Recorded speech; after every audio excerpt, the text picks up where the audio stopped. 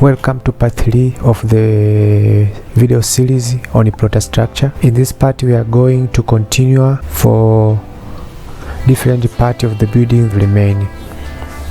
And today we are going to insert different story levels. Also we are going to generate the material from the first story to the other stories, but also we are going to edit the story height and the length of our foundation. First thing we need to do is to insert story. Insert story, you need to come at story menu, then select insert story. Story menu, insert story. In number of story, our program counts the number of story by starting the story from the blank beam level. That's why we are going to insert the number of story to be 5, because the first story is counted from the blank beam level. For example, this building has 3 stories. I'm going to write 4 because the first story is counted from the blank beam level. After inserting the number of story to be 4, as you can see here, the grid have already been shifted, show that the number of story have already been inserted. After return to the plan, I'm going to story menu, then I'm going to edit story. In your building, I'm going to use 1500 mm foundation length. So as you can see, the first story is at the blank beam level. I'm going to use the first story as the foundation because our program counts from the blank beam level. So our foundation is 1500. So I'm going to change 3000 into 1000.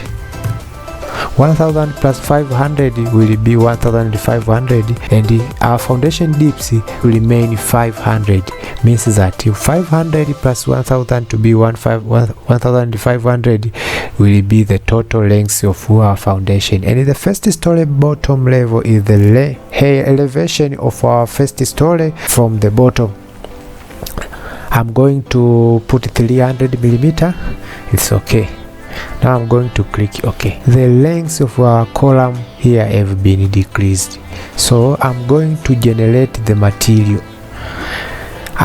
What I want to do now, as you can see, I have already designed the slab, beam, insert beam, wall load and the column. I'm going to use the same material from the story 1, story 2 up to the story 3.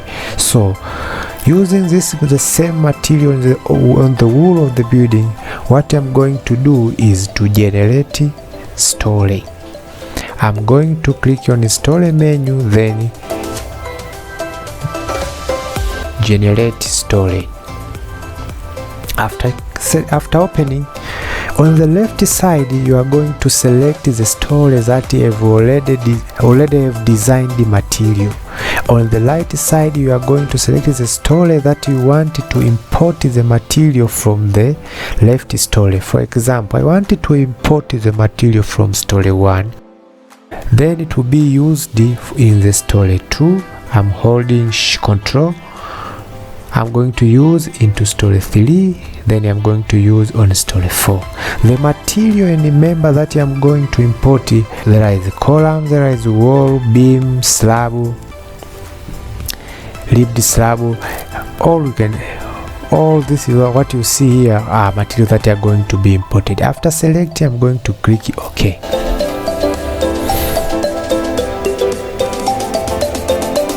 The process is complete. After click OK, when I return into 3D model, as you can see here, I've already imported the material into different story. Now in my building, I don't want to design the top beam to carry the load of the wall. That's why I'm going to delete the load of the wall on the top beam. To delete this wall load, you need to come into story 4, then select plan. After selecting plan, you are going to select the wall building, then right click and click delete beam wall load. Wall load in the selected beam will be deleted. Are you sure? Yes.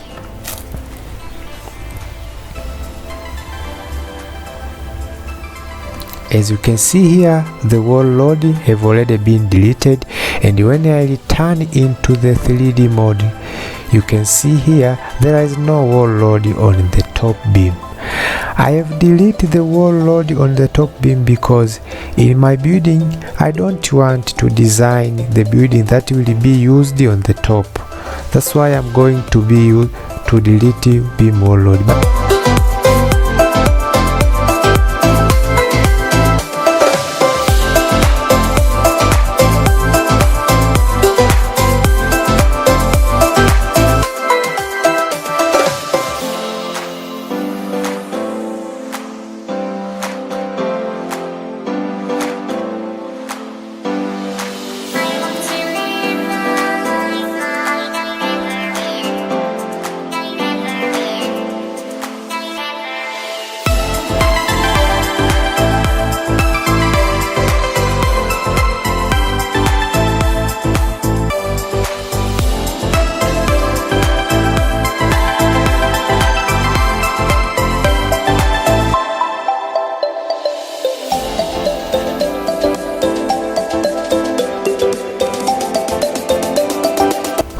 Okay, let's come into story menu. If we want to delete the story, a certain story here, you will need to come at remove story. If we want to delete story information, for example, there is beam slab, you will come into delete story information. But you also, if we want to insert another story, you will come into insert story. Generating story is for transfer material and member to different story. Selecting story is for choosing the story that you want to either edit or design. Okay, let's move to another part. Now we are going to edit the material that will be used by our building. To edit the material, I'm going to select on building analysis.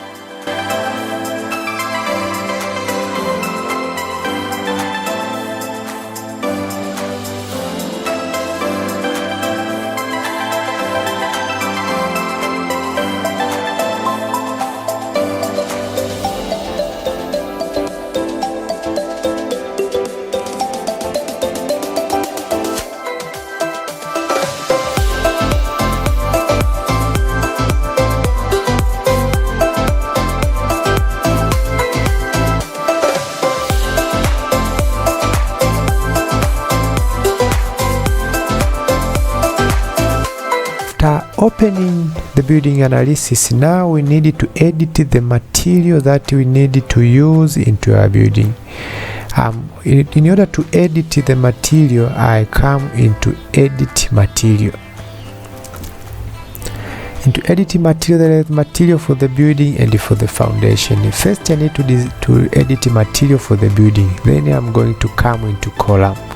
Into column, I'm going to use the concrete with compressive strength, average compressive strength of 30 Newton per millimeter square. That's why I'm going to remain with the grade 30 concrete. If we wanted to use steel, you can select here, but today I'm going to use the concrete. We are remaining with 30 Newton per millimeter square average compressive strength. And if we want to apply the compressive strength in the whole building, you are going to click apply to all member in this story, then click OK. As you can see here, the strength is changed into different levels of the building.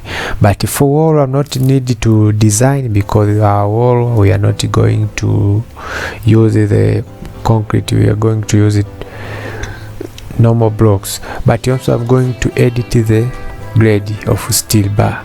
The steel bar, I'm going to select 460 Newton per millimeter square. I'm going to choose type 2. As you can see here, the steel bar that you have to select, especially in the grade, they are mostly suitable. I'm going to edit the diameter. The diameter, what I'm going to use will be 16 millimeter. I'm going to click OK. In wall, there is no need on the diameter of the bars. In beam, I'm going to use 12 millimeter. That is okay. In slab also, I'm going to use 12 millimeter. Okay.